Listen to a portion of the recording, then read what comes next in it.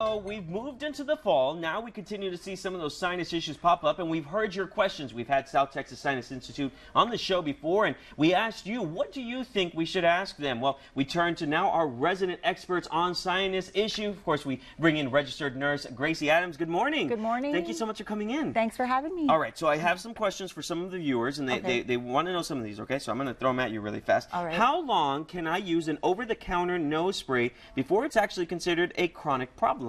Well, it depends what type of nose spray, because we've got the AYR saline spray, which you can use all the time. You can use it as much as you want. But then we have the Afrin, which is a decongestant that vasoconstricts the blood vessels in your nose, and that is very bad. And you should not use it more than twice a day, and for longer than 2 days. It becomes a chronic problem, because then you get the rebound effect, and you're congested all the time. That's the key right there. If it comes back chronically, that's when we know it's an issue. Yes. Okay, so we got to be careful for that one. So hopefully you guys got that one. Okay, I have another one for you, Gracie. Okay. I get more headaches, runny noses, and cough when the weather gets cold. What can I do to get these symptoms less frequently when the weather temperature changes? Well, you can always turn to the sinus rinse, first of all. That works amazing.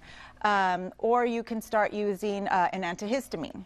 But then again, that's going to make you feel fatigued, and you don't want to use an antihistamine for a long period of time. You only want to use it when you have the symptoms, the runny nose, the stuffy nose, the headaches. And there's also the antihistamines with the D, like the Allegra D, the Claritin D. Those are decongestants, and you have to go to the pharmacy and present your license in order to get those type of antihistamines. Okay, great. And then I have one more question from a viewer.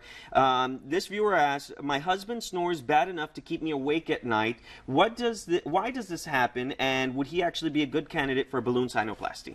Yes, he would be. And that's kind of a hard one to answer. He would have to come to the office to get an evaluation, because if he's got a lot of nasal blockage and congestion, then yes, that could be why he's snoring, and he would be a good candidate for balloon sinuplasty. Perfect. So if someone at home has more questions, or they want to set up a meeting with South Texas Sinus Institute, how do they do so? 956-661-8200. Awesome. So guys, make sure you mark that down. We're going to post this on our website as well. Keep your questions coming, and of course we're going to turn to our resident experts to ask them all the questions you have. Gracie, thank you so much for coming by. I really appreciate it. All right, guys, don't go anywhere. We still have so much more ahead right here on Good Day Valley.